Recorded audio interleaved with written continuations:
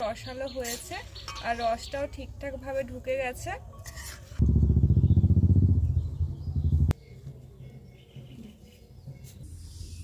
নমস্কার, নতুন একটা ভিডিওতে আপনাদের সকলকে জানাই অনেক অনেক স্বাগত। আজকেও নিয়ে চলে এসেছি নতুন একটা রেসিপি। আজ আমি আপনাদের সাথে একদম মিষ্টি দোকানের মতো ঝরঝরে রসালো বুন্দিয়ার রেসিপি শেয়ার করব। এই বুন্দিয়া বানানো কিন্তু খুবই সহজ, ঘরে থাকা মাত্র 2 থেকে 3টে উপকরণ দিয়েই আজকের এই বুন্দিয়াটা বানানো হয়ে যাবে। আর এই বুন্দিয়া বানানোর জন্য আমি কিন্তু কোনো রকম বেকিং পাউডার বা বেকিং সোডা ব্যবহার করব না। বেকিং পাউডার বা বেকিং সোডা ছাড়াও আপনারা কিভাবে মিষ্টি দোকানের মতো ঝরঝরে রসালো বুন্দিয়া বানাবেন সেটা জানতে হলে আপনাদের এই সম্পূর্ণ ভিডিওটা দেখতে হবে। সম্পূর্ণ ভিডিওটা দেখার অনুরোধ রইল। আশা করছি আজকের এই ভিডিওটা আপনাদের খুব ভালো লাগবে। তো আমি এই বুন্দিয়া বানানোর জন্য প্রথমে বেসনটা মেখে নেব। এখানে আমি একটা বাটি মেপে 1 বাটি বেসন নিয়েছি। আপনারাও যখন বুন্দিয়া ভাজবেন তখন আপনারা এরকম কোনো চায়ের কাপ বা বাটি মেপে বেসনটা নেবেন, তাহলে পরবর্তী উপকরণগুলো যখন দেবেন তখন মাপটা ঠিকঠাক হবে। আর এখানে ওজনে 250 গ্রাম বেসন আছে।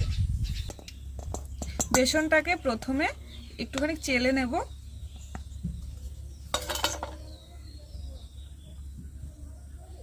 বুন্দিয়া বানানোর জন্য বেসনটাকে যদি এভাবে একটুখানি চেলে নেওয়া হয় তাহলে বুন্দিয়া বানানোর জন্য আমরা যে ব্যাটারটা তৈরি করব সেই ব্যাটারটা কিন্তু একদম স্মুথ হবে।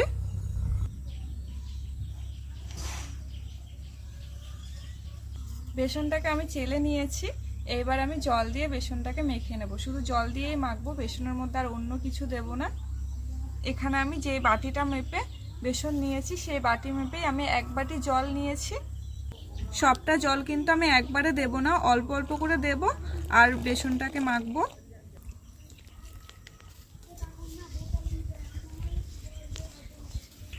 অল্প একটু জল দিয়ে বেসনটাকে ভালো করে প্রথমে ফেটিয়ে নিতে হবে। এই যে দেখুন, আমি কিন্তু একবারেই বেশি জল দিয়ে বেসনটাকে পাতলা করিনি, অনেকটাই ঘন আছে। এবার আমি ভালো করে ফেটিয়ে নেব। আর বেসনটা যত ভালো ফেটানো হবে বুন্দিয়া কিন্তু তত ভালো হবে। বেসনটা দেখুন ভালোভাবে ফেটানো হয়ে গেছে আর বেসনের কালারটাও একদম ফ্যাকাশে হয়ে এসছে। আর এই বেসনটা ফেটানো হলে বুঝবেন যে বেসনটা অনেকটাই হালকা হয়ে যায়। বেসনটা দেখুন এখনো অনেকটাই মোটা আছে, তো এটাকে আরেকটুখানি পাতলা করে নেব।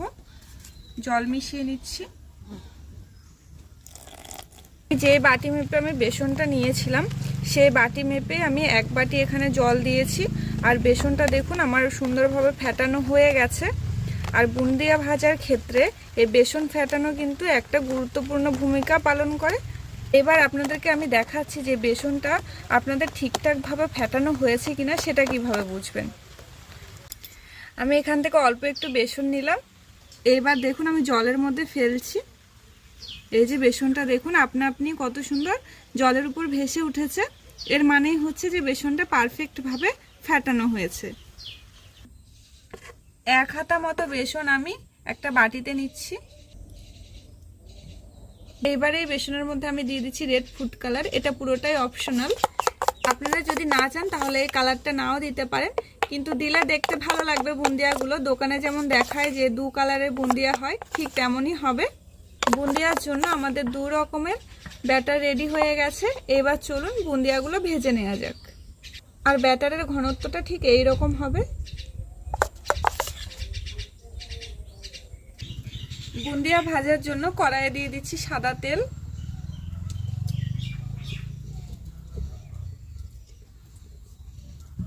বুন্দিয়া ভাজার জন্য তেলটাকে ভালো করে গরম করে নিতে হবে। এইবার আমি দেখব তেলটা ভালো মতো গরম হয়েছে নাকি। তো আমি এখান থেকে একটুখানি বেসনের গোলা তেলের মধ্যে দিয়ে দিচ্ছি। এই যে দেখুন এখনো কিন্তু তেলটা ভালোভাবে গরম হয়নি, তেলটা আরেকটুখানি গরম হবে। তেলটা যদি ভালোভাবে গরম হতো তাহলে এই বেসনের গোলাটা দেওয়ার সঙ্গে সঙ্গেই ভেসে উঠতো, কিন্তু এটা সঙ্গে সঙ্গে ভেসে ওঠেনি। তো আমি আরেকটু তেলটা গরম করে নেব। তেল ভালো মতো গরম হয়ে গেছে। এবার আমি বুন্দিয়াগুলো ভেজে নেব। দোকানে তো বুন্দিয়া ভাজার জন্য ওদের আলাদা একটা ছাঁচ থাকে, তো আপনাদের বাড়িতে যদি সেরকম কোনো ছাঁচ না থাকে তাহলে এই যে দেখুন এরকম ছানটা থাকলেই হয়ে যাবে। এগুলো তো সবার বাড়িতেই থাকে। আর এটাও যদি না থাকে তাহলে এই যে দেখুন এরকম যদি কোনো ঝাঁঝরি থাকে তাহলে এটা দিয়েও কিন্তু আপনারা বুন্দিয়া ভেজে নিতে পারেন। তবে আমার এই ছান্তাতেই বেশি সুবিধা হয়, তাই জন্য আমি এই ছান্তা দিয়ে আপনাদেরকে ভেজে দেখাবো বুন্দিয়াগুলো। এইবার এই ছান্তাটা আমি কড়াইয়ের থেকে এরকম 5 ইঞ্চি মতো উপরে রাখবো। আর এই ছান্তার মধ্যে আমি অল্প একটুখানি বেসনের ব্যাটার দিয়ে দিচ্ছি। ব্যাটারটা দিয়ে এরকম ধরে রাখতে হবে। দেখুন, নাড়ার কিন্তু কোনো প্রয়োজন নেই। আর এই বুন্দিয়াগুলো যখন করবে তখন উনুনের আগুনটা কিন্তু একটু জোরেই রাখতে হবে। এই যে দেখুন কত সুন্দরভাবে বুন্দিয়াগুলো পুড়ে যাচ্ছে।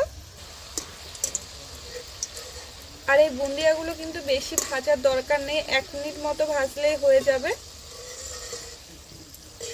বেশি ভাজলে বুন্দিয়াগুলো মুচমুচে হয়ে যাবে আর ভেতরে রস ঢুকতে চাইবে না। বুন্দিয়াগুলো ভাজা হয়ে গেছে, এবার তুলে নিচ্ছি। বুন্দিয়াগুলো তুলে আমি এরকম এই ছাকনির মধ্যে রাখছি, যাতে বুন্দিয়ার গায়ে যদি কোনো এক্সট্রা তেল থাকে সেটা ঝরে যাবে। আর দেখুন বুন্দিয়াগুলো কত সুন্দর গোল গোল হয়েছে। এই যে দেখুন, প্রত্যেকবার বুন্দিয়া ছাড়ার সময় এই ছামটাটাকে ভালো করে পরিষ্কার করে নিতে হবে। এই ছামটাটা যদি পরিষ্কার করা না হয় তাহলে কিন্তু বুন্দিয়াগুলো গোল গোল হবে না। জল দিয়ে ছামটাটাকে ভালো করে ধুয়ে নিচ্ছি। জল দিয়ে ধুয়ে নেবার পর একটা সুতির কাপড় দিয়ে ছামটাটাকে মুছে নিতে হবে। আর এই কাজটা কিন্তু প্রত্যেকবারই করতে হবে, মানে যতবার আপনারা বুন্দিয়া ছাড়বেন তেলে তার আগে এই কাজটা করে নিতে হবে, তাহলেই কিন্তু আপনাদের বুন্দিয়া একদম গোল গোল হবে। এইবার আবারও একই রকম ভাবে আমি একটুখানি ব্যাটারে ছান্তার উপর দিয়ে দিচ্ছি।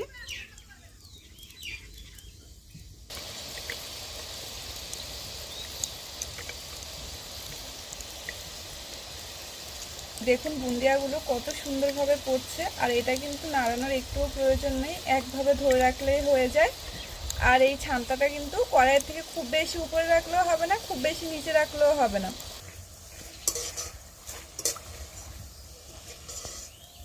দেখুন এই বুন্দিয়াগুলো ভাজা হয়ে গেছে। আর বুন্দিয়াগুলো ঠিক এরকম ভাবে ভাজতে হবে। প্রত্যেকবার আমি বুন্দিয়া ছাড়ার আগে আমি কিন্তু এই ছান্তাটাকে ভালো করে পরিষ্কার করে নিচ্ছি। এবার আমি একই রকম ভাবে সব বুন্দিয়াগুলো ভেজে নেব।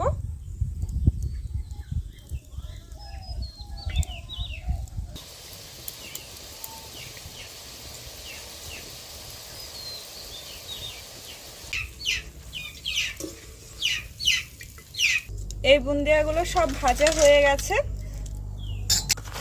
বুন্দিয়াগুলো দেখুন কত সুন্দর গোল গোল হয়েছে, প্রত্যেকটা বুন্দিয়াই কিন্তু একদম গোল গোল হয়েছে। আর এই যে দেখুন এই বুন্দিয়াগুলো কিন্তু একদম মুচমুচে হয়নি, এরকম নরম আছে। তো এরকম নরম থাকলেই কিন্তু বুন্দিয়ার ভেতর রসটা ভালোভাবে ঢুকবে। এইবার কালার দিয়ে যে ব্যাটারটা আমি বানিয়ে রেখেছিলাম ওই ব্যাটারটা দিয়ে এবার বুন্দিয়া ভেজে নেব।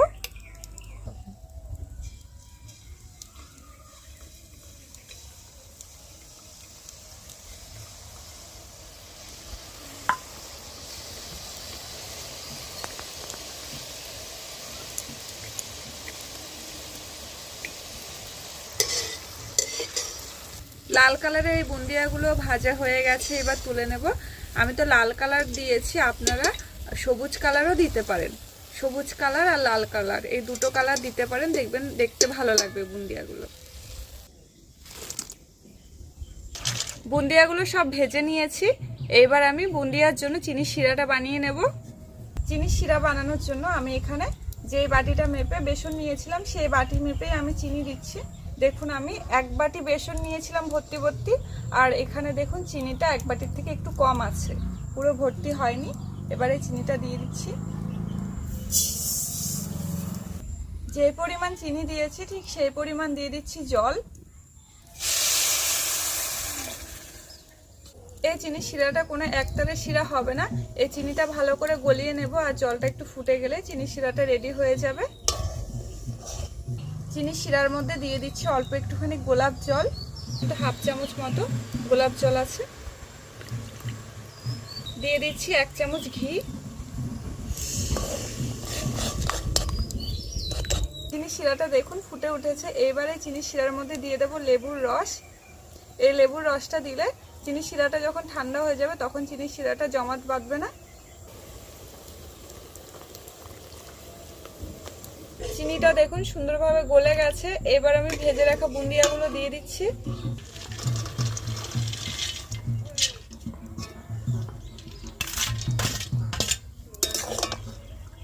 এবার নেড়ে ছেড়ে মিশিয়ে নেব। এবার আমি কড়াইটাকে উনুন থেকে নামিয়ে 15 মিনিটের জন্য এই বুন্দিয়াগুলো ঢেকে রেখে দেব, তাহলে রসটাও সুন্দরভাবে ঢুকে যাবে বুন্দিয়ার ভেতরে।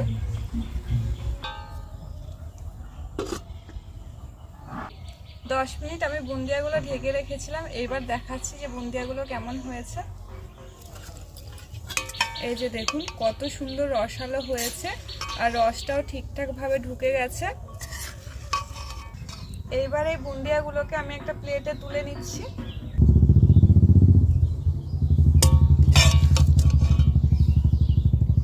এই বুন্দিয়া কিন্তু আগে বিয়ে বাড়িতে শেষ পাতে দইয়ের সাথে দেয়া হতো।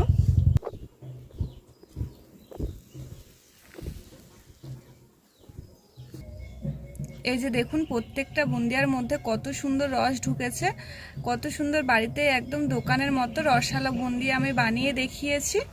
আর বুন্দিয়া বানানো তো দেখতেই পেয়েছেন যে কতটা সহজ।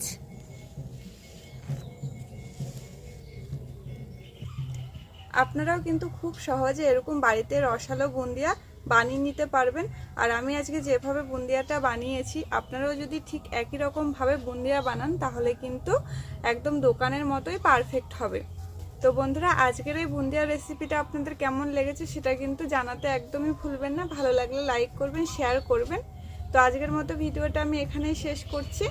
দেখা হচ্ছে নতুন কোনো রেসিপি নিয়ে পরের ভিডিওতে। সবাই ভালো থাকবেন।